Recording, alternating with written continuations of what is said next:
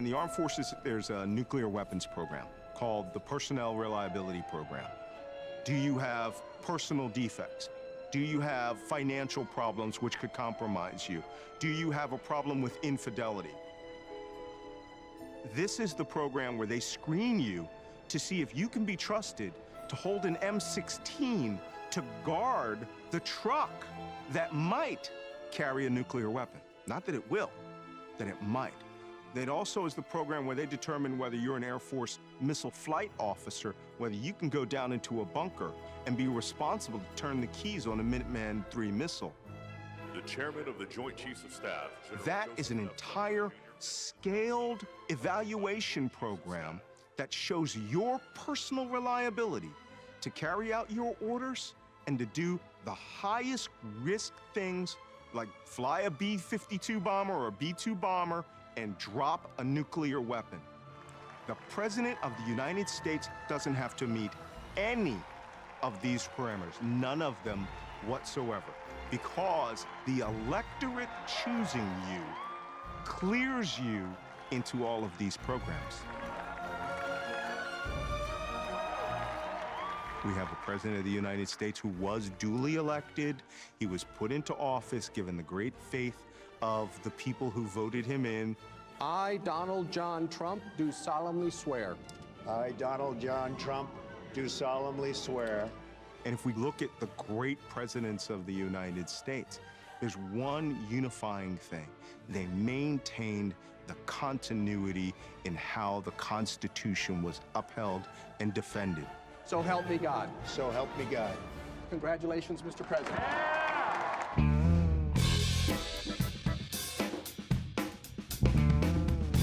At first, it was mostly just political name-calling and insults, suggesting Donald Trump was a lunatic. This man is a pathological liar. Guarantee I have a vocabulary better than all of them. Most of them, I know I have an IQ better than all of them. I'm very highly educated. I know words, I have the best words. But there's no better word than stupid. I don't know what I said. I don't remember. I could stand in the middle of Fifth Avenue and shoot somebody and I wouldn't lose any voters, okay? But more recently, the conversation about the president's mental state has taken a more serious tone. I can't explain this crazy behavior, but I can call it crazy. We've taken this big, beautiful ship, and it's being turned around very quickly. I'm not a psychologist or a psychiatrist, but the guy needs therapy. USA, USA, I am the chosen one. And while almost everyone seems to have an opinion, could Donald Trump be unfit for office?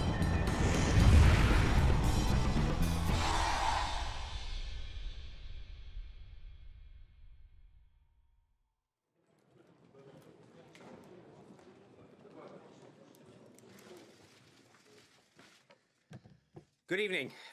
Thank you guys for coming. I know our first official press briefing is going to be on Monday, but I wanted to give you a few updates on the president's activities. But before I get to the news of the day, I think I'd like to discuss a little bit of the coverage of the past 24 hours. Yesterday, at a time when our nation and the world was watching the peaceful transition of power, some members of the media were engaged in deliberately false reporting. Photographs of the inaugural proceedings were intentionally framed in a way, in one particular tweet, to minimize the enormous support that had gathered on the National Mall. No one had numbers. This was the largest audience to ever witness an inauguration, period, both in person and around the globe. Even the New York Times printed a photograph. Why put him out there for the very first time and utter a falsehood? Why did he do that? It undermines the credibility of the entire White House press office on day one. Don't be so overly dramatic about it, Chuck. You're saying it's a falsehood, and they're giving Sean Spicer, our press secretary, gave alternative facts to that. But the point remains. Wait a minute. Alternative facts? Look, alternative facts are not facts. They're falsehoods.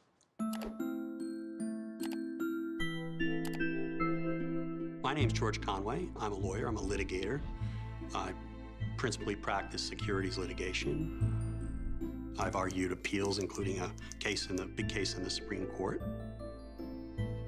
My wife was Donald Trump's campaign manager and now is counselor to the president. And he said a lot about this since. I was a Republican since probably about 1980 when Ronald Reagan was elected president.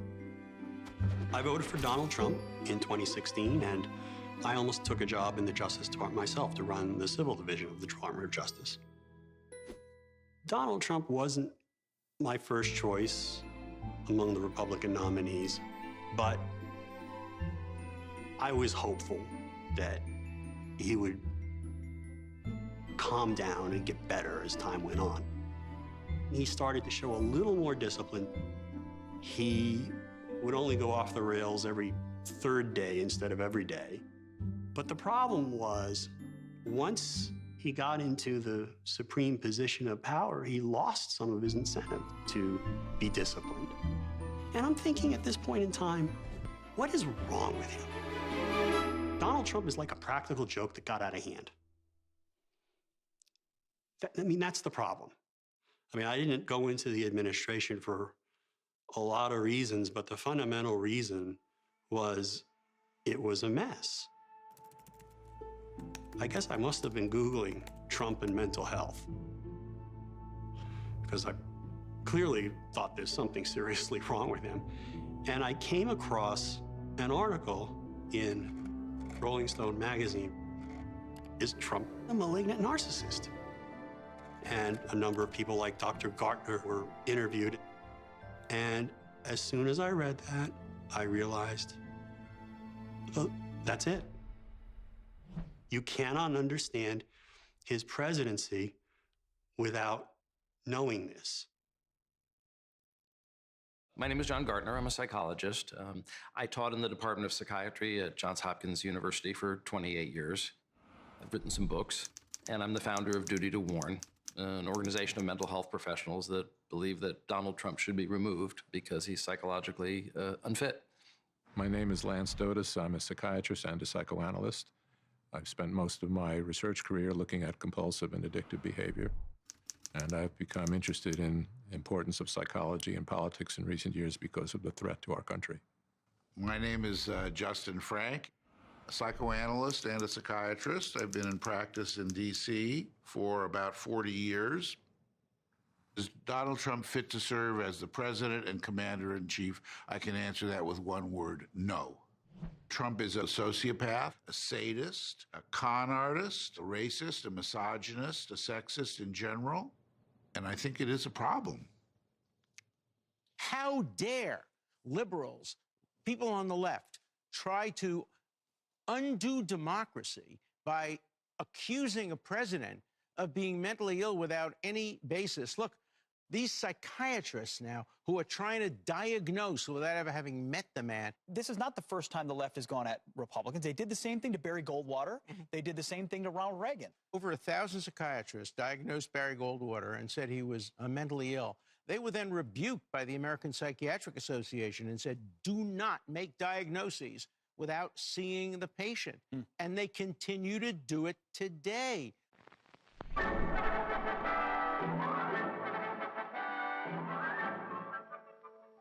The election campaign's in full swing in New Hampshire, bellwether state of the nation, that goes to the polls on March 10th. And growing support for Goldwater. So the Goldwater rule has an interesting history. In 1964, Barry Goldwater ran for president, and a now defunct magazine, Fact Magazine, did a survey of psychiatrists and published an article saying psychiatrists think that Goldwater is unfit. Goldwater sued them, and he won. And as it turns out, actually, he deserved to win. It was libelous.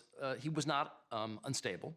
And the psychiatrists who wrote those statements about Goldwater, it's important for people to understand the history of our field. This was in the 60s when Freudian psychiatry really ruled the roost. This is what I've discovered. We are constantly bedeviled by powerful unconscious forces in our beings. And so their explanations were things like, he's a latent homosexual. He's been scarred by his potty training. He has an unresolved Oedipus complex. Based on unconscious hate of his own father, caused by childhood jealousy.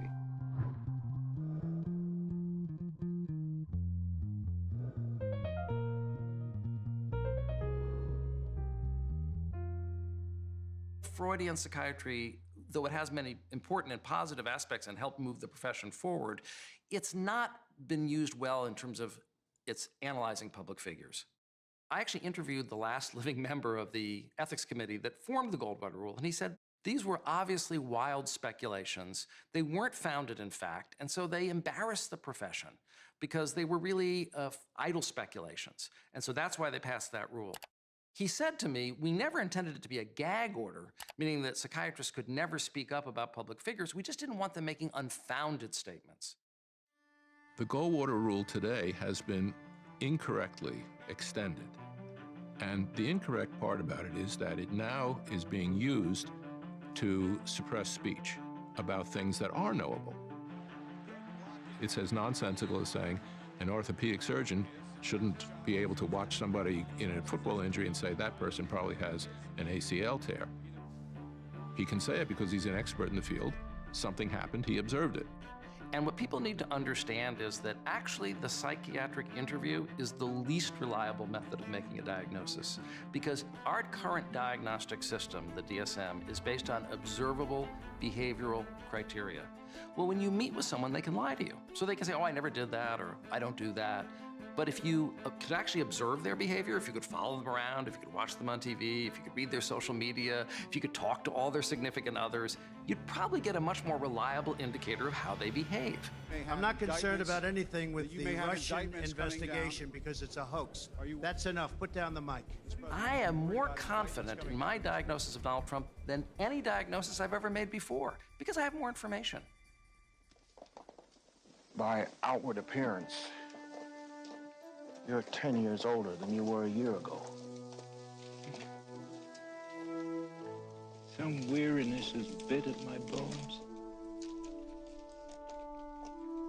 It's not true that having any kind of mental health disorder would make someone a bad president. One of my favorite books is a book called Lincoln's Melancholy, about how Lincoln's being a depressive personality is part of what allowed him to win the Civil War. He had a capacity to endure mental suffering that was baked in to who he was. And so the enormous burden of the Civil War was something he was actually able to endure. I have seen what's happened in this last 4 years when, in my state, when people lose their jobs, there's a good chance I'll know them by their names. Bill Clinton, I wrote a biography of Bill Clinton about how his hypomania was part of what energized him in terms of his charisma and his creativity, and it also had to do with his impulse control problems and his hypersexuality, so it was a double-edged sword. But it doesn't disqualify someone from being president if they have a psychological disorder. But Donald Trump shows clear signs of the most severe personality disorder. It's called malignant narcissism, and it was first introduced by Erich Fromm, who escaped the Nazis and spent a lot of his life trying to understand the psychology of evil. And he formulated this diagnosis of malignant narcissism, which has 4 components: narcissism, paranoia, antisocial personality disorder, and sadism. I think everybody knows Donald Trump's a narcissist by now. I will be the greatest jobs producer that God ever created. I know more about ISIS than the generals do, believe me. Who are you consulting with consistently so that you're ready on day one? I'm speaking with myself, number one, because I have a very good brain. But it's the other 3 components that make him truly dangerous.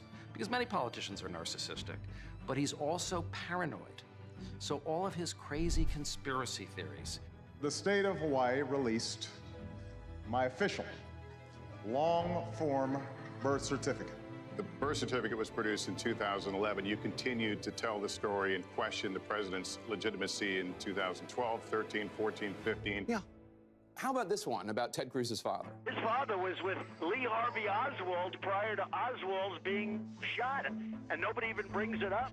And his sense of being a victim. Mr. Trump turned his sights on Google, tweeting, "They have it rigged for me and others so that almost all stories and news is bad." And his demonization of anyone who disagrees with him. Nasty guy. Now I know why he doesn't have one endorsement from any of his colleagues. All right, John, I get to respond. Pick from the buffet there. He's a nasty guy. These are all signs of a paranoid process. Antisocial personality disorder, or what used to be called psychopathy or sociopathy. It's constant lying. Well, he's the most documented liar in human history, I think, at this point. It's violating the rights of other people and exploiting other people. So sexual assault would be violating the rights of other people. Not paying your bills or defrauding people through Trump University would be an example of exploiting other people. And it's breaking laws and breaking norms. Well, he's broken every norm of the presidency. That's one of the reasons he's so out of control. There are certain norms we thought no one would ever break. But it's part of his personality disorder to break norms and to break laws. And it's a lack of remorse. He has no guilt or anxiety about the destructive things that he does. Impeachment for that? It was beautiful. It was just a perfect conversation. And the fourth component that Eric Fromm identified is sadism. Truly taking pleasure in harming, humiliating, and degrading other human beings. If you read his tweets, I wrote an introduction to a book about his tweets. I had to read thousands of his tweets, and they literally made me ill because it was just one vicious attack on and humiliating insult after another after another. It's like, how can someone even come up with thousands of vicious things to say about so many people? But he enjoys degrading and humiliating and insulting other people. I do think that we have enough evidence that most psychiatrists would feel like it's important to warn about Trump. We have a duty to warn. Psychologists and really all mental health professionals have the duty to protect society if there's a risk to society.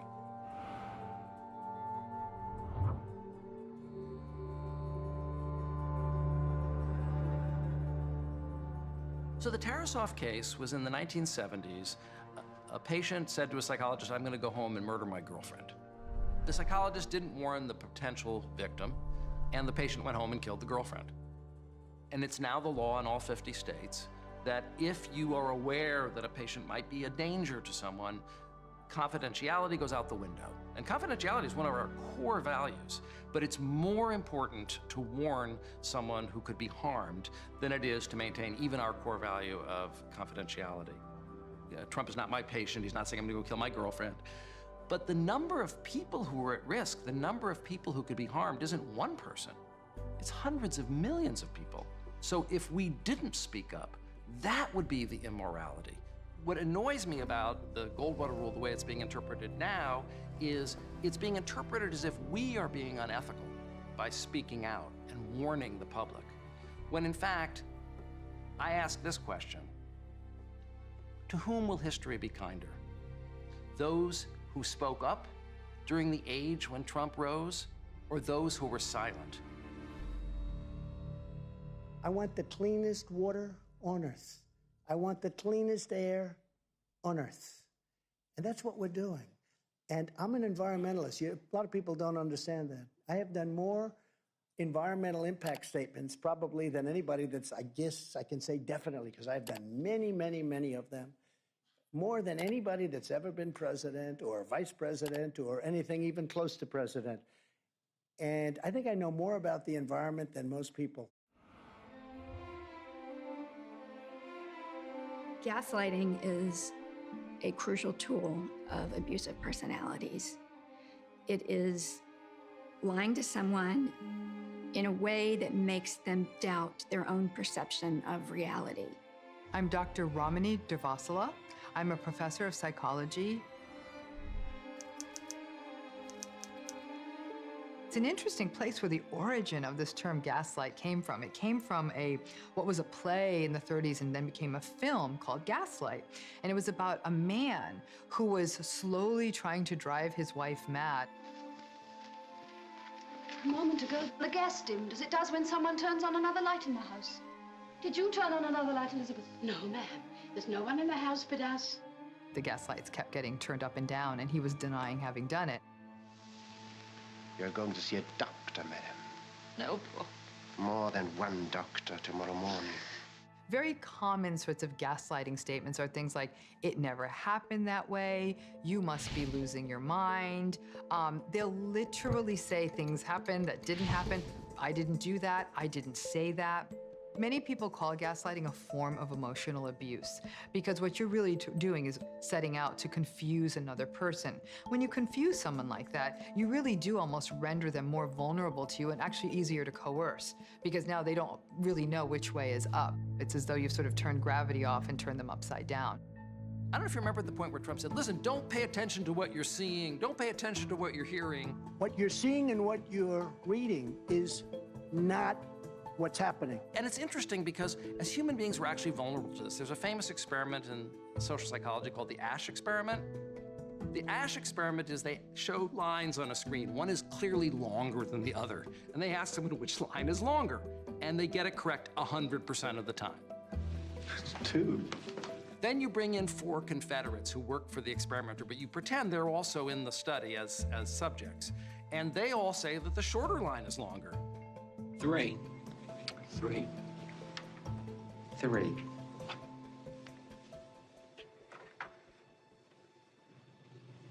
3. 50% of the time, the person will reverse themselves and say, you're right, the shorter line is the longer one. We're very subject to the influence, our reality testing is very subject to the influence of social pressures. So when he does these things that are blatantly destructive and disordered, and yet people act as if they're normal and they poo-poo these observations, eventually we begin to question ourselves and think, oh, maybe I'm wrong. Maybe it's actually is normal. What has been so disturbing is that we've discovered, at least some of us, that it's much quicker to demolish a building than to build one. And Trump understands that. And I think he can demolish a lot of our faith as a nation in our institutions. He can demolish the effectiveness of institutions.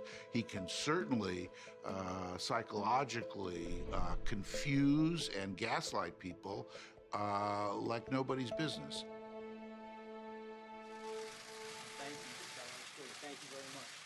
I said during the transition, and I'll say it up here, I think there's been, at times, a disconnect between the way we see the president and how much we love the president and the way some of you perhaps see the president. And I certainly see the American people probably see the president the way I do, but we want to get that message out there. And to use a Wall Street expression, there might be an arbitrage spread between how well we are doing and how well some of you guys think we're doing, and we're going to work hard to close that spread. My name's Anthony Scaramucci. I spent 11 days in the White House as the president's communications director. Trump is wickedly smart. The guy made it to the American presidency. He's not stupid. You can hate Trump because he says asshole-ish things, okay? And he's an obnoxious guy at times. But what you're missing is that he's now a reflection of the cultural zeitgeist. He's an avatar of that anger. So when he's lighting people up on Twitter, it's a very large group of people in the United States that are actually giggling, and they enjoy it. What are your earliest memories of Donald Trump? My earliest memories of Donald Trump are actually 1983. During the Christmas season, I visited the Trump Tower. The Trump Tower, when it's completed, will be $400 million worth of high-priced apartments, commercial space, and boutiques. What's happened is phenomenal. I've never seen anything to the extent that I have in New York. It now, from a real estate standpoint, has probably become the hottest city in the world. That building was a brand new building in the center of New York, and there was a lot of publicity and fanfare. It's got brass and a ton of pink marble, and it's a modern structure. And he did a great job marketing it. He sold out the condominiums, and he built for himself a triplex, which literally looks like Louis XIV smoked crystal meth and then decorated it for him. I mean, it's like ridiculous. Walking into his office, he had a ton of pictures of himself on the wall, a ton of magazine covers and all that sort of stuff. I read The Art of the Deal when I was in law school when it first came out, and I said, okay, this guy's got it going on. Ladies and gentlemen, please welcome the author of this book right here, Trump, The Art of the Deal, Donald Trump. At the beginning of the show, I said you either love him or you hate him. Now, do you find that that's true, or does everybody love you, or does everybody hate you? No, most people love me, and a few really have great distaste for me, David. And why is it that those people, that few, would not care for you? Because you're so successful? I can't imagine. No, I don't think so. It's just I sort of speak my mind a little bit like you in that respect. Yeah. A little bit like you. A little bit like me. Not too much, hopefully. What were you like as a kid? Very normal in a lot of respects, but a very, very solid child. He grew up in Queens. His father was making good money as he was being raised. He built a lot of lower middle income housing on the border of Brooklyn and Queens. Fred Trump was a successful businessman. He made a lot of money, and he was smart at what he did. However, Fred Trump was a dishonest, crooked guy who stole from the federal government, who wouldn't allow black people to move into his apartments. His father said, you've got to be a killer, you've got to be king, you've got to be tough, and he took that in. Is what you do something you've always wanted to do? I know your father was and still is a real estate developer. My father was in the real estate business, and I've been in that and other businesses and different things. I like what I'm doing. I just enjoy what I'm doing. I love the real estate business. I learned a lot from my father, more than anything else. I learned a lot. He wanted to make a name for himself, and he believed early on in his career that having a lot of publicity and a lot of profile was going to be good for the sales and marketing of his apartment buildings and condominiums and things that he was doing, but he also wanted to have a unique celebrity persona, and so Howard Stern represented that for him. You once said that the best way to treat a woman is to treat her like duty. No, I never said that. But You never did? It was attributed to me. So you never did say that? No, I never said that, but it was attributed to me. I see. So you treat women with respect? I can't say that either. All right, good, all right. Somewhere in between. I do. I treat women with great respect. Treat women somewhere in between respect and do-do. My initial impressions of Donald Trump, like everybody else, I was starstruck. Back then, speaking about women that way, it was more the norm. Where's Marla go? I think we have to put Marla right up here. Come on, let's do that. Let's take down Frederic. I went to a fundraiser right after Ivana and Donald divorced. So I was excited that he was there. I went up to him and I said, hello, I'm a huge Howard Stern fan and I wanted to introduce myself. And he said, why would I speak to you when there's so many beautiful women here? I wouldn't even let you suck my dick. One of the problems here is that Donald Trump doesn't have empathy. And that's not a modest statement. He literally has no empathy. He does not feel emotions like care and He's a sociopath? Well, as I've said since 2016 in The New Yorker when he started to run for president, yes, he is a sociopath. There is no question. He's a sociopath, meaning he neither has a conscience nor does he have a heart. You make it sound like Blade Runner when they go to the replicant knows you've found him out. He doesn't feel anything anyway. He doesn't feel anything. Empathy is a normal human trait. It's actually normal in all mammals. It starts in childhood with a parent and a child, and it continues throughout society. It's what glues people together instead of just fighting against each other. Almost everybody has empathy, but not everybody. People who don't have empathy are the people that we call sociopaths or psychopaths. That sounds like a very destructive business philosophy. They often were treated cruelly. They were treated without empathy themselves. You talk in your book about getting even, the importance of getting even. Is revenge sweet? I believe strongly in getting even. If somebody has hurt you, if somebody's gone out of their way to hurt you, I think that if you have the opportunity, you should certainly go out of your way to do a number on them. And I've had more criticism about that one statement in my book than any other statement. The clergy is called, the ministers, the priests, the rabbis, they've all said, what a terrible thing to say. That's against our teachings. I just believe it. I believe in an eye for an eye. If you don't have normal empathy, you're going to mistreat people because they don't matter. There's an absence of loyalty. The absence of loyalty is a sign of antisocial personality disorder. Loyalty at its best means I care about this person, I value this person, so I will stick by this person. If you have a person without empathy, what you find is that loyalty disappears as soon as the other person crosses them. As soon as somebody says, I'm not with you anymore, or I disagree, it flips from you are the greatest person to you are a horrible person, you are a worthless person, and I will attack you, I will destroy you. You know, some of the people that were most loyal to me are people that I didn't think would be. Some of the people that were least loyal to me are people that You got I it. think I would have treated them differently. I think I would have treated different groups differently. I would have wiped the floor with the guys that weren't loyal, which I will now do, which is great. You know, I love getting even with people. But You're going to get even with some people.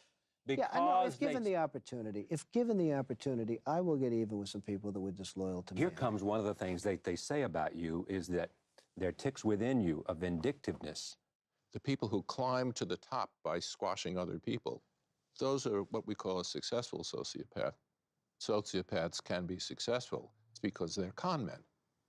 If you're a con man, you're convincing them that you are much better, greater, more caring, more honest than you are. My name is Rick Riley. I'm a golf writer, and I've known Trump for 35 years, maybe.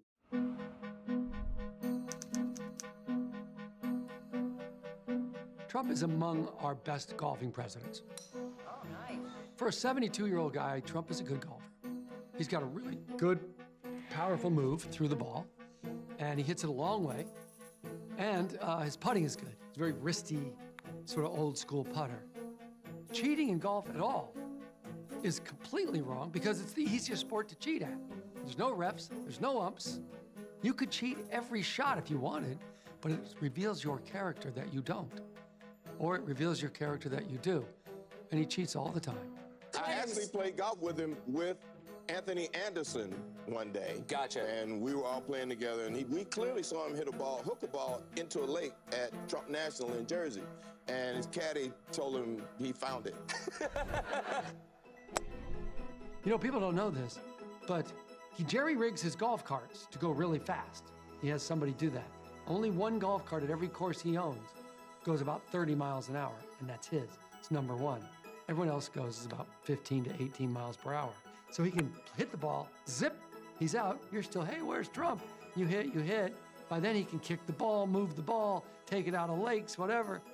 There's your ball. Usually you would put a mark down, pick up the ball. What he does, he secretly puts the marker on the end of the putter, and then he looks like he's marking it, but really, now the mark is 3 feet closer. That's a way easier putt. He tried to cheat Tiger Woods in a round of golf once. Tiger freaking Woods. He's off to the right. He's playing against Tiger Woods. They each have a partner. He chunks one flat into the water, splash. He says to his partner, throw me another one they didn't see. I'm like, that's Tiger Woods. Tiger, we are inspired by everything you've become and attained. The job you've done is incredible. He's telling people he's won club championships that he didn't even play in. He won a club championship that's being played in Bedminster, New Jersey, when he was playing in Philadelphia. And he said, called in, said, hey, what won the club championship today? And the guy goes, 75, Joe Schmo won it. I shot 73 today, make me the champion. And the pro's like, what? Yeah, make me the champion. I played better here today. So Joe Schmo's name comes off the wall, maybe one of his great moments of his life, and Trump's name goes up. And this has happened over and over again. And then he won at least 6 or 7 times tournaments where he was the only guy playing in the tournament. He'll buy a new golf course, play the first round by himself and Melania, and unless Melania gets hot, he's gonna be the winner. And so if you go to any of his courses, his first few years, it's just him, because no one else played. As a writer, I love Donald Trump. I loved him because he would say anything. It was like, yeah, I banged Marilyn Monroe and I punched out Sinatra. And we're like, yeah, what else you got? Because he'd say anything. But as an American, I don't like him at all. He terrifies me. If he's gonna cheat at golf, you don't think he's gonna cheat on his taxes? You don't think he's gonna cheat on his wives? You don't think he's gonna cheat to win an election? You don't think he's gonna cheat to stop an investigation? You don't think he's gonna cheat to break rules, to get information from foreign countries? My God, he just admitted he does it. I'm Bill Kristol. I came to Washington over 30 years ago to work in the Reagan administration. I was chief of staff to the vice president in the George H.W. Bush White House. So I worked in government, worked in some Republican politics, edited the Weekly Standard for a little over 2 decades. I'm Richard Painter. I'm a law professor at the University of Minnesota. I was the chief White House ethics lawyer for President George W. Bush. Most of my life I was in the Republican Party.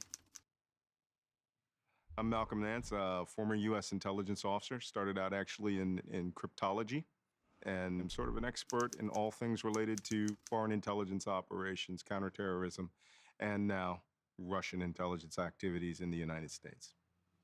Wow. That is great looking. You taking some pictures?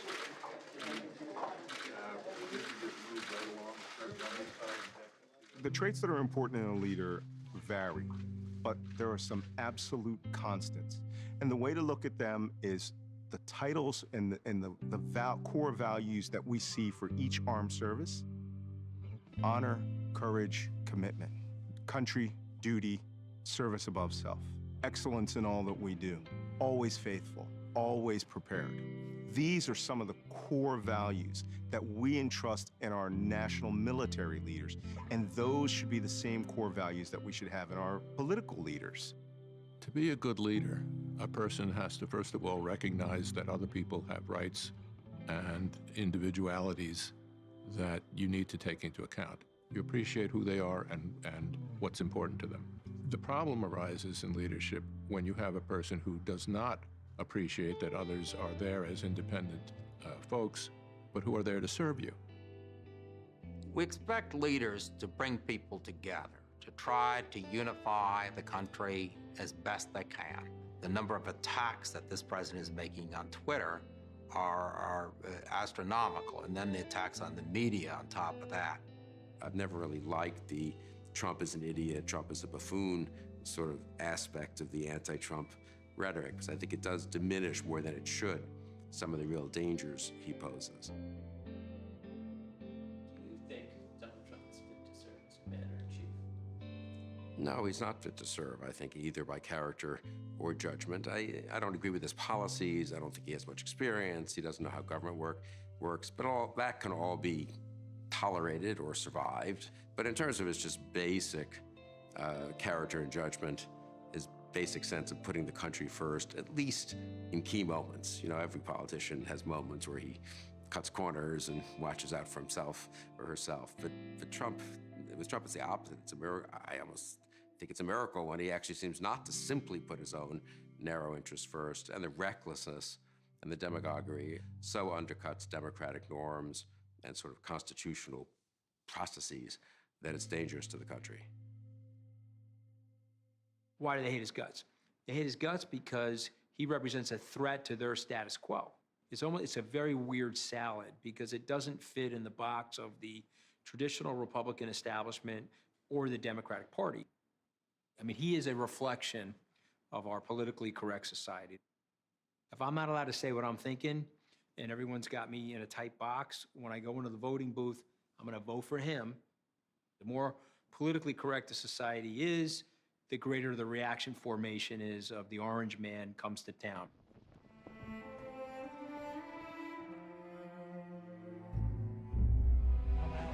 Why I support Trump is pretty easy.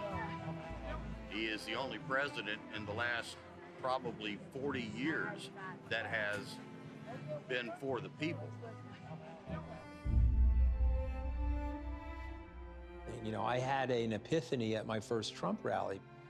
I tell people that it was a reconnection to my life because I grew up in a blue-collar situation and I hustled my way to some dough.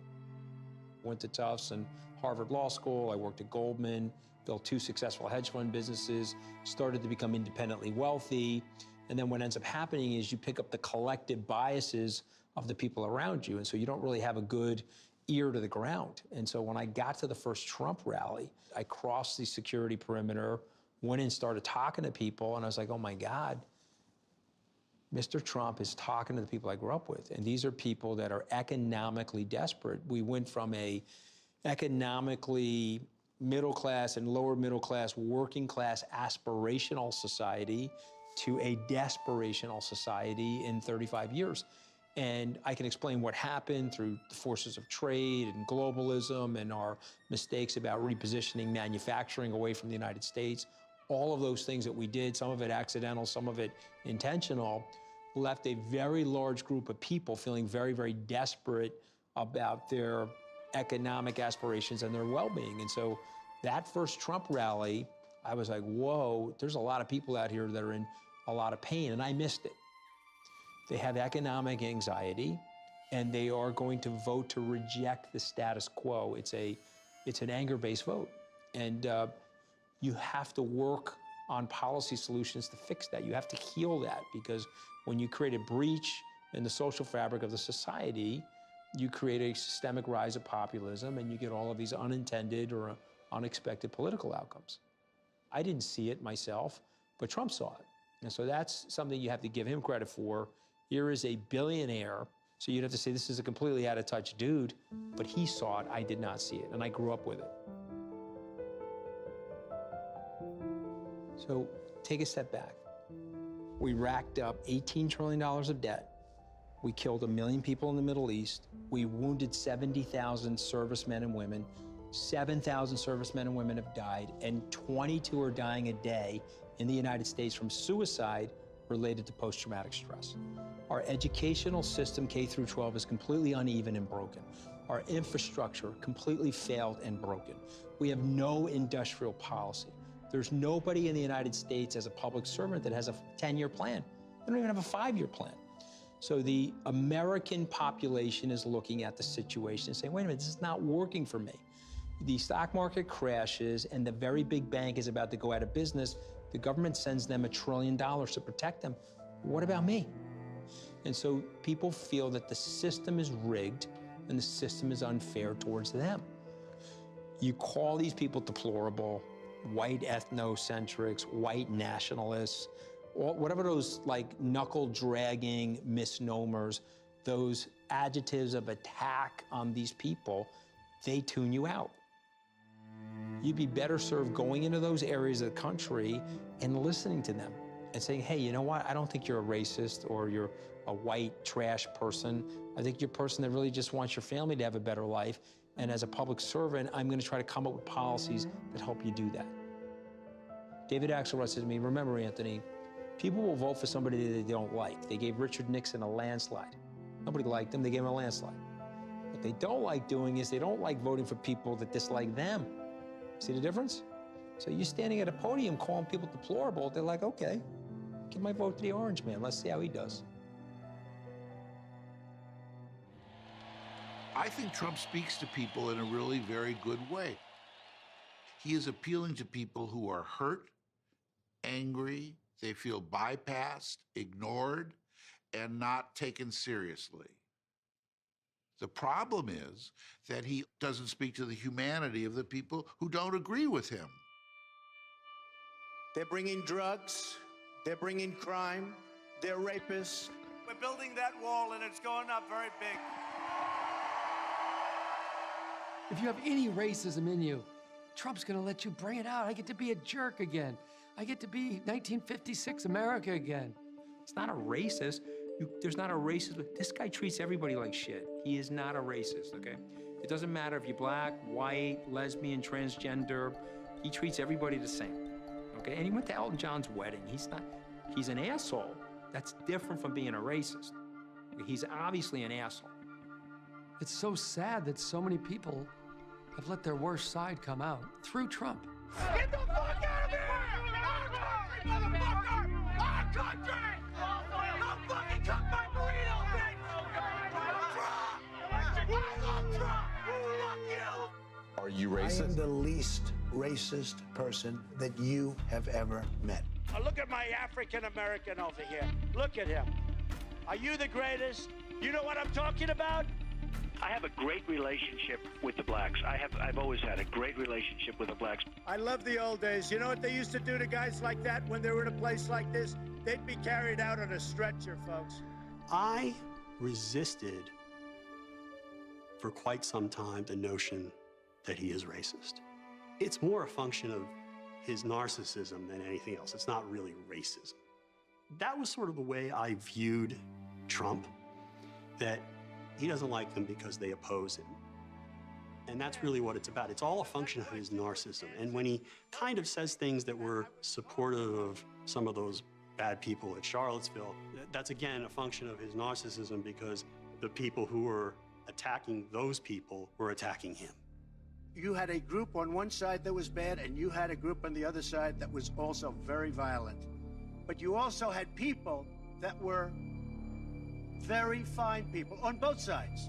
You had people in that group, excuse me, I saw the same pictures as you did. Russia is our friend. The South will rise again. You had people in that group that were there to protest the taking down of statue Robert E. Lee. To them, a very, very important statue. Will not replace us.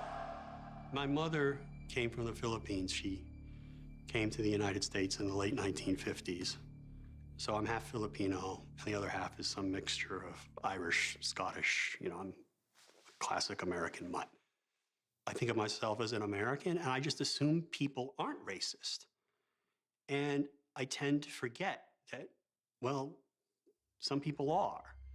And that's sort of the lesson with Trump is I just gave him the benefit of the doubt. These are people that if they don't like it here, they can leave.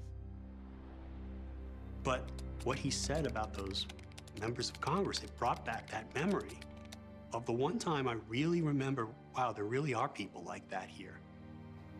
I was with my mother when I was a teenager in a parking lot in Massachusetts when somebody said to her, "Go back to your country." Sorry. And I found that to be, and it came home to me then. This man is a racist. He is evil. The Democrat Party is now being led by 4 left-wing extremists who reject everything that we hold dear.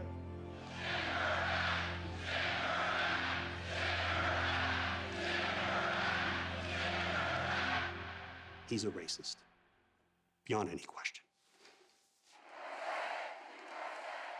The first time I saw Trump at a rally telling the crowd that he loved them, but he also hated everybody else, when I saw him leading them in a loyalty oath, using emotions in that way, I realized that this was not politics as usual.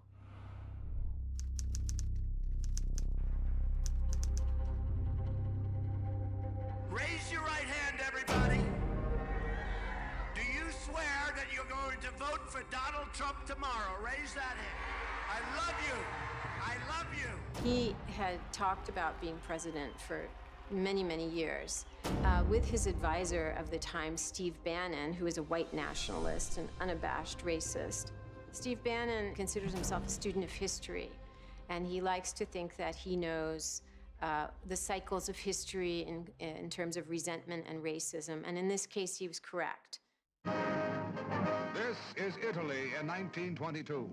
These marching men are charter members of a new Italian political party, the Fascists, founded and led by a flamboyant ex-editor, ex-army corporal, ex-socialist, Benito Mussolini. His movement numbers 1 million members, including uniformed black shirts, and Mussolini successfully forces his leadership on the Italian king and people. Despite the fact that 80% of Italians still support the constitutional monarchy, his threats of violence and revolution win him the office of premier. On his first anniversary, with the aid of gunfire, kidnapping, and castor oil, he is absolute dictator. At the time Mussolini came on the political scene in 1919, Italy was a limited democracy. People had the vote, women could vote. And Mussolini came in as a revolutionary, as a rabble-rouser, to completely shake things up. One of the most crucial moments of authoritarian capture is when traditional elites invite the authoritarian in the making into power. Fascism was a very violent movement. The political establishment, these traditional conservatives, were so frightened of the continuation of the violence that they actually invited him to become prime minister. He was invited into the office, and they thought that he could be contained and he would kind of do their dirty work, and then they could control him. And tragically, that was not to be. He attacked the press. He attacked democracy as something that wasn't necessary. He joked about having term limits removed. His arch enemy, Giacomo Matteotti, the leader of the Socialist Party, was seen being taken away by fascist thugs. Eventually, his body was found, but it was a huge outrage, and a special investigation was launched with a prosecutor.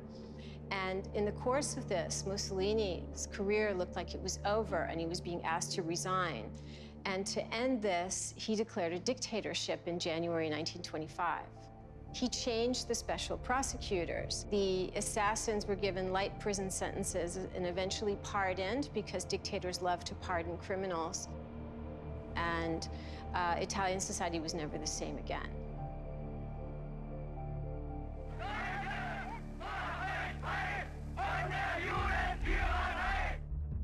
There are times in history when figures appear who are able to coalesce existing hatreds and anxieties that exist in a culture and form from them a movement through rallies, through propaganda, through promises to them. We will be ending the AIDS epidemic and curing childhood cancer. Only they know the truth. Only they can fix the problems. We are finally putting America first. My name is Cheryl Coos, and I'm a historian of interwar Europe and fascism and authoritarianism. Hitler gained his followers by promising them a better life, a better Germany. But he also had a scapegoat. Jews as diseased and foreign objects. One of the most dangerous things about authoritarian leaders is that their particular personal quirks, their obsessions, their preoccupations often become state policy. And I think one of the manifestations of that we've seen in policy is the zero-tolerance policy. Immigration is the fault and all of the problems that we're having. You look at what's happening in Europe, you look at what's happening in other places, we can't allow that to happen to the United States, not on my watch. The separating of children from parents. Think about the kind of mind that think, I know how we're going to restrict immigration. Let's take their children away. I mean, it's a cruel, almost cartoonishly evil kind of thing to do. Who's number one with Hispanics? Trump. It's a violation of human rights to take children away from their parents. To be so uncaring about the permanent effect on these children, and it is going to be permanent, is cruel and sadistic behavior. It's completely different from saying we need to have strong borders or we need to limit immigration or something like that. Those things, if they are worth doing, can be done without destroying children's lives. The one institution, in my opinion, that hasn't stood up for themselves at all are Congress and the Republican Party. It's quite extraordinary that the Republican Party, they're slotting right into behavior in Italy in the 1920s and Germany in the early 1930s and so on. I want to know who's the person that gave the whistleblower, who's the person that gave the whistleblower the information, because that's close to a spy. You know what we used to do in the old days when we were smart, the spies and treason? We used to handle it a little differently than we do now. He does not believe in democracy. The way he rules in the White House shows that. It reminded me of something I read by Ivana Trump when he was married to her. And in their divorce proceedings, she had written that he liked reading Hitler's speeches. And Hitler's speeches would always build you up to this crescendo, right, of shouting and repeating things 3 times, because if you repeat something 3 times, it breaks through to the audience and it becomes a fact in their mind. And I want you all to know that we are fighting the fake news. It's fake, phony, fake.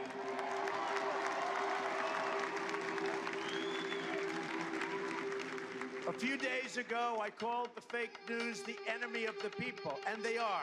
They are the enemy of the people. The big lie technique that came from the Nazis, so now we're faced with the same problem. People say over and over and over again something which has never been true. It's a lie, basically, or it may be a prejudice. But when you repeat it, unless it's challenged quickly and effectively, it becomes the norm. It becomes accepted wisdom, even though it's completely wrong. Repeat everything 3 times, the 3rd time it becomes the truth. He is capitalizing on that. The authoritarian playbook is a way that these kinds of men capture democracy.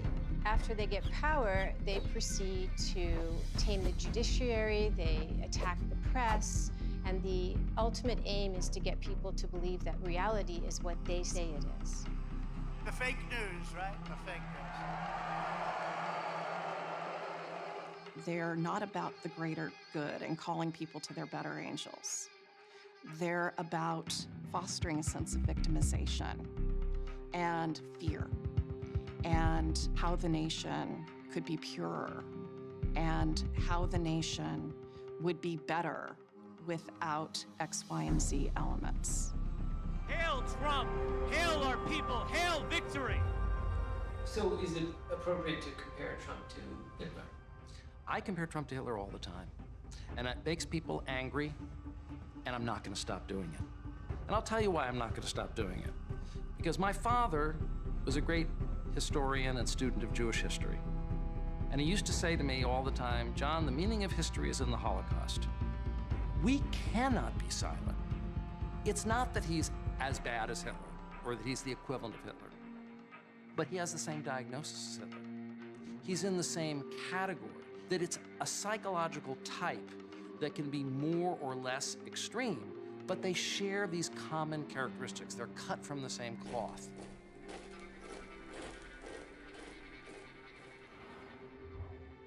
Those of us who have been raised in this current era, we don't realize how spoiled we've been.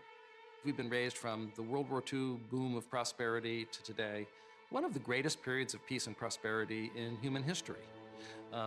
And we've also taken it for granted that our democracy was solid, that liberal democracy is now becoming the touchstone for the planet. That's what we believed 3 years ago. But Plato predicted thousands of years ago that democracies always end in autocracy. And we're so naive, we don't understand that every democracy is always vulnerable to being taken over and turned into an autocracy.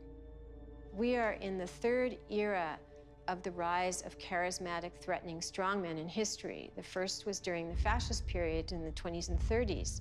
After World War II, you had anti-colonial strongmen like Mobutu and Gaddafi. And today, we have a new crop of leaders who are threatening liberal democracy or have already partly destroyed it. Trump has helped autocrats all around the world almost immediately out of the box. Erdogan in Turkey. Turkey has the right to eliminate all possible threats to its sovereignty, with or without its allies. Al-Sisi in Egypt. Whenever there is a minority trying to impose their extremist ideology, we have to intervene regardless of their numbers. Even in Libya, they're backing the strongman, Al-Haftar. His most important aim is to take over the capital, of course, because the one who takes over the capital is the one in power. You have presidents like Bolsonaro in Brazil. These red outcasts will be banished from our homeland. It will be a cleansing never seen in Brazilian history. You have strong men in the Philippines like Duterte. Hitler massacred 3 million Jews. Now, there is 3 million, there's a 3 million drug addicts. I'd be happy to slaughter them. Vladimir Putin. Это у нас в генах, в нашем генном коде. Это передается у нас из поколения в поколение. Битва за Россию продолжается. Победа будет за нами! Russia is actually fueling right-wing extremist governments in Europe. They're funding them. AfD in Germany, Alternative for Deutschland.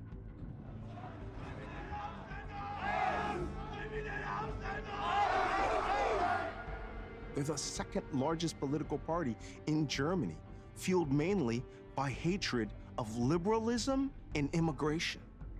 These people are all fellow travelers now. And as fellow travelers, they all believe in the same thing.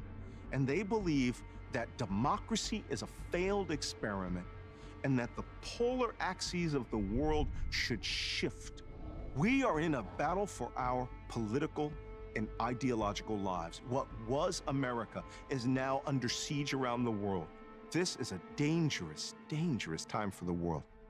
Are we moving to a time where the 1930s have been forgotten and people are viewing it as a template, not a warning? The only way we can perpetuate a democracy is by people sharing those values and thinking that that is something to be upheld. I mean, Trump is a symptom of a lot of things, including a rise of a kind of ethno-nationalism and authoritarianism, but he's a symptom who's become a very important cause. If the United States is standing against ethno-nationalist sentiments and authoritarian regimes around the world, I think that puts a certain amount of check on them. With the American president on their side, it's a kind of exponential shot in the arm for them and an exponential weakening of liberal democracy around the world. I actually go back to, believe it or not, chimpanzees. You know, when Jane Goodall was observing chimpanzees, you know, one of the things she showed us is how loving they were, you know, and how human they were. And she bonded with them and formed these relationships with them. And then the males would compete for dominance. You know, they'd pound their chest and they'd throw dirt up in the air and they'd throw heavy rocks into the river to show who was more powerful. But no one ever really got hurt. It was all called display behavior, just to sort of show who was the toughest and that person would become the alpha. What happened, though, after many years is that troop that she observed became so big that they split into two troops. So everything she taught us about chimpanzees is really what we would call within group behavior. It says nothing about between group behavior. Once the troops had split apart, a very aggressive, charismatic alpha male from one of the groups would start beating his chest and hooting and slapping the other males and getting them excited, and then he would start marching towards the other group's territory, and the other males would follow him. And they would wait at the edge of the territory for another male, maybe even someone they were friends with when the troop was one troop. And they will barrel down the hill and beat that male to death. And they'll do that systematically until they're able to take over the other group's females and their land. Now think about this from an evolutionary point of view. Whose genes got to move on? The troop with the malignant narcissistic leader said, let's go kill all the other chimpanzees. So this is very deep in our genetic programming. And this is why demagogues like Trump are able to be successful. Because before Trump, we had fractures in our society, but we had this overarching identity as Americans. Donald Trump fractures it and says, no, we're actually two troops. And our troop is being attacked by that troop. And if we don't go over there and beat the crap out of them, they're gonna destroy us. And that is like a siren song to the deep genetic programming in the base of our animal brains that, yes, if somebody convinces us that other troop is trying to kill us, and I don't care how bad my leader is, but he's the one who's leading us to the edge of the troop, so only one of us is gonna survive. Who cares if he's a liar? We wanna survive. And the only way we survive is by attacking those other people. That primitive programming is actually not atypical. They're not anomalous, they're not unusual. Humankind has been at war in every place, at every time, right? And they've been horrible to, you know, in war, to burning down villages, raping women, torturing people, killing people. That's actually normal for the human animal, unfortunately. It's the psychology of power. We all tend to fall behind the powerful leader out of self-preservation and out of group preservation. It's the natural instinct.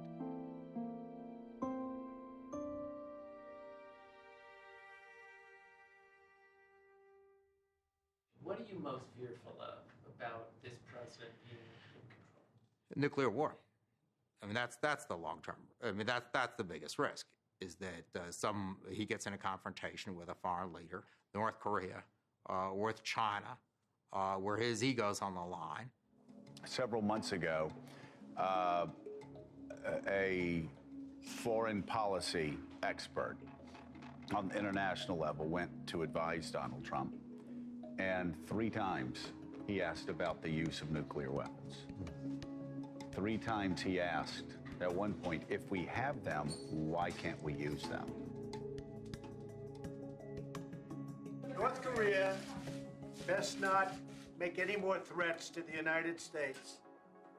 They will be met with fire and fury, the likes of which this world has never seen before. A president of the United States, even if he's being a showman, saying that we will bring fire and fury to your country, that is an implicit nuclear threat. Donald Trump does not have the temperament to be around these systems. Welcome to the White House. This ceremony and the treaty we're signing today are both excellent examples of the rewards of patience.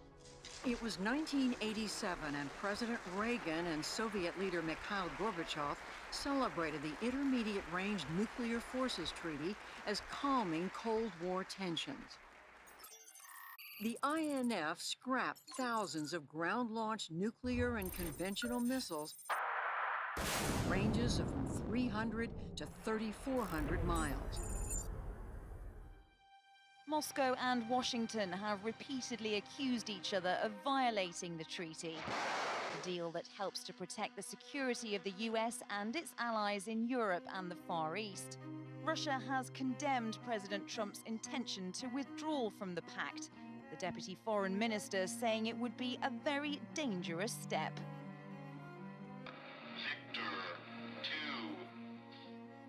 The President of the United States is a nuclear monarch. He is a king. There are no safeguards other than his whim that determines when he launches an atomic bomb and where. The briefcase that he has, the football, is a communications device. And all it does is authenticates him to the nuclear arsenal's chain of command. Unlock code entered. Juliet, Papa. And it executes his order once he has authenticated himself. Mark. T-minus 50. Not one bomb's going. Multiple bombs are going. So when you choose that option, that missile will blow that country up in 35 minutes. And there is no turning it off. Once they boost into space, they're gone. The president has the authority to order a nuclear attack, including a first strike, and it is extremely unlikely that the military command would not take his orders. The president can decide that France is a national security threat, and he can order an ICBM strike. That's not the correct procedure. Screw the procedure. I want somebody on the goddamn phone before I kill 20 million people. Sir, we have a launch order. 3. Put your hand on the keys, 2, sir. 1. Launch. So what do you say to people who say that Trump is a bluffer, he's a strategic thinker, he won't do this? Are you willing to bet your children's life on that? Are you willing to bet the lives of every person in this nation on that? And if you're willing to say that about any person who will pathologically lie to you, to your face, documentable, quantifiably lie to you, your wife, your children on a daily basis, then you don't really understand what the stakes are.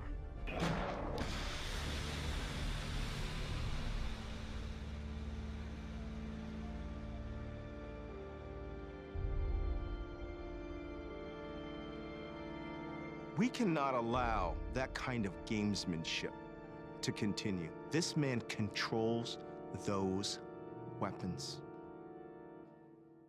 I don't think you can understand Trump or much else of what's going on in the world today without factoring in the effects of death anxiety. Are we doing what we're doing for the reasons that we claim? Or could there be something that lurks beneath the surface of consciousness? In The Denial of Death, Becker argues that it is our awareness that we will inevitably die and our inability to accept the reality of the human condition with grace and courage that underlies almost all human activity. What Freud pointed out is that we're animals, and we don't like that. We're breathing pieces of defecating meat that aren't any more significant or enduring than lizards or potatoes. So if you think about it, I'm gonna die, I could walk outside and get smote by a comet.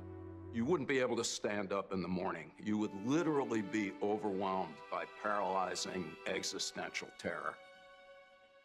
What we do to bury that anxiety is to embrace belief systems that life has meaning and we have value.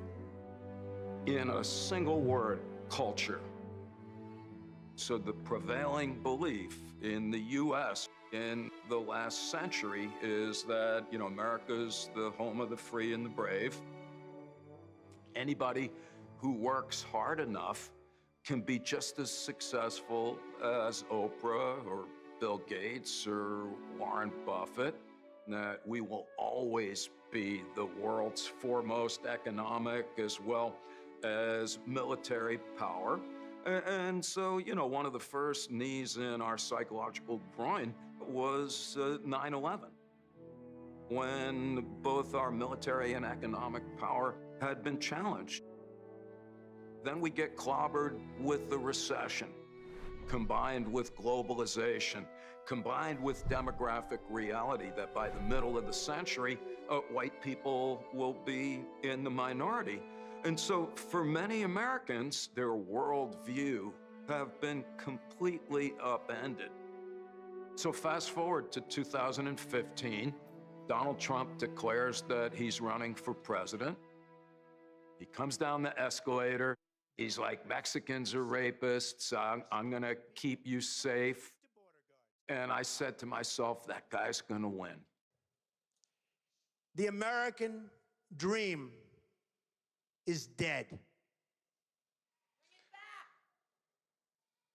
But if I get elected president, I will bring it back bigger and better and stronger than ever before, and we will make America great again. Thank you. Thank you very much. When the psychological shit hits the fan, if you'll pardon the expression, and when people are economically and psychologically insecure, when somebody comes along and confidently proclaims in very simple terms that they will keep them safe, they will make them prosper, they will bring back the good old days, that's the psychological hook.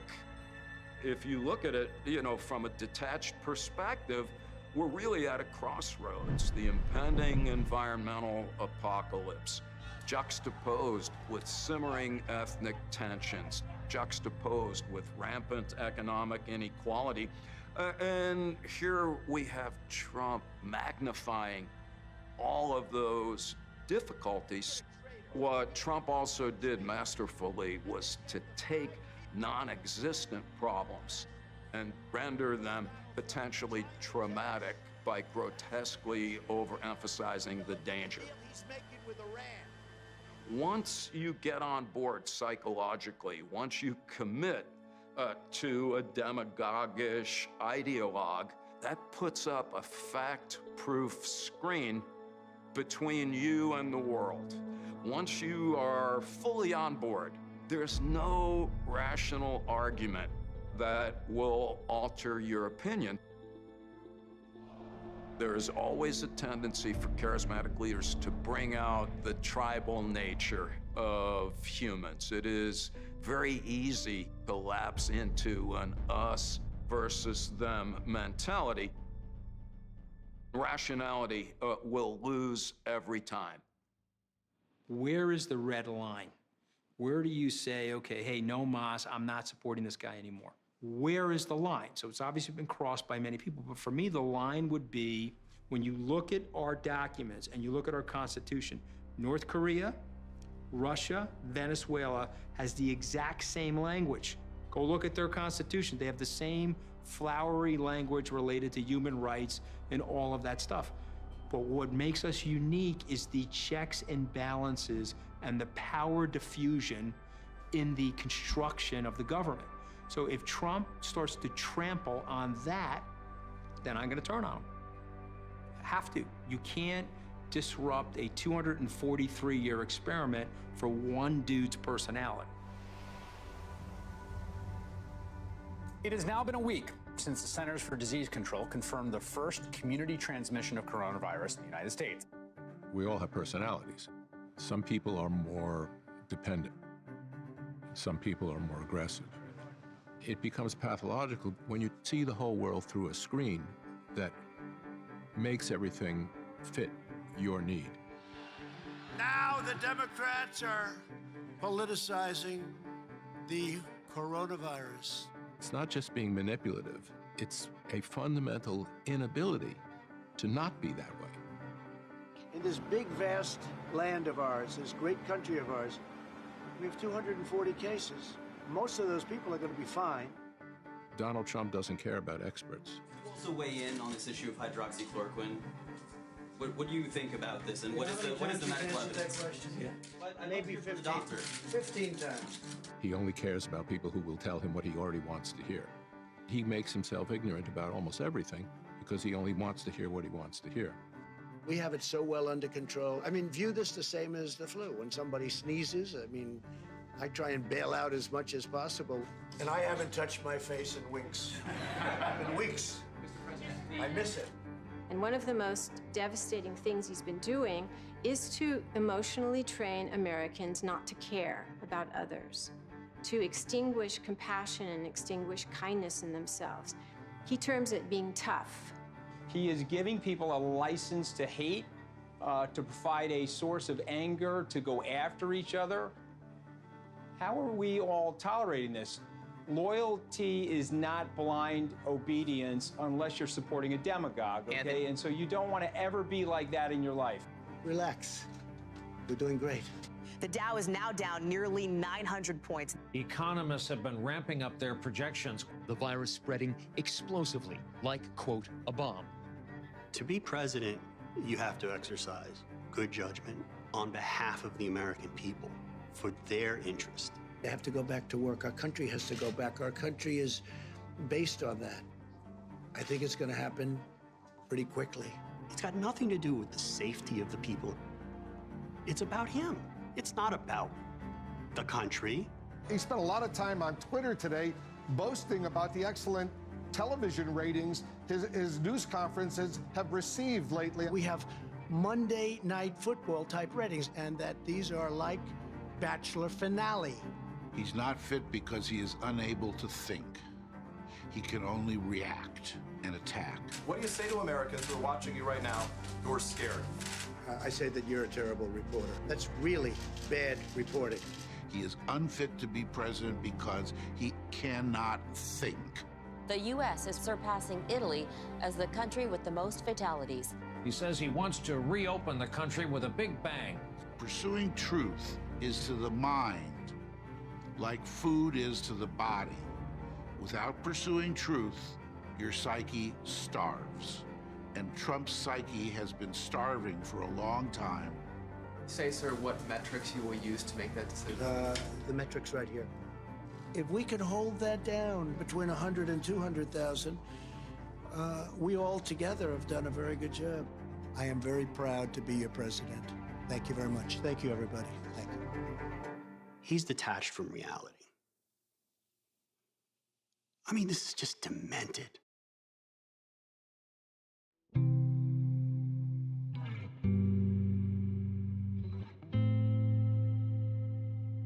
The Founding Fathers always knew that a king-like tyrant would try to rule as a personal dictator and use the powers of the presidency to enhance or enrich himself. But they never foresaw the Senate and the judiciary might completely abdicate their responsibilities and go along with that. The natural tendency of history in many ways is towards greater liberalism and altruism. But human nature has these competing forces. And so what we're seeing now is this amazing regression, right? From where we were, we are literally going backwards, I think, a century or two. We all have to do everything that we can do because our society is at risk and we could lose it all. We could lose this grand experiment in democracy. I think we're more than halfway there. I think people don't realize how far this has actually progressed. When you're in a period of rising authoritarianism, it's very easy to get exhausted. because the news comes at you like bullets from a machine gun, all of it bad. One of the best weapons against authoritarianism is protests in the street. And protests are key because not only does the leader see that he's unpopular, but even more important, his allies see that the public is actually against them. Think of what you tell your kids. You tell them to be honest. You tell them to tell the truth. You tell them, don't think of yourself. Don't brag. Don't trash other people to make yourself feel good. How can you support Donald Trump? How can you support somebody who essentially violates all of the things that we want them to follow? It makes no sense. It's corrosive for them, it's corrosive for you, and it's corrosive for the country. This is a phenomenal country. It's one of the most unique historical experiments in the 5,500 years of recorded history. We have to figure out a way to help people and bring them into the new world of globalization. They have to feel like they're part of the aspirational success of America that our parents felt. I believe at our best that we have the capacity to radically reconceptualize who we are and the extent to which that we can accept our commonality as human beings. I think therein lies the key, because then there's no one left to hate, and that's not going to stop us from hating. But as Ernest Becker put it, maybe we can hate stuff that we should, like poverty and injustice, and maybe we can then use righteous indignation to everybody's best interest.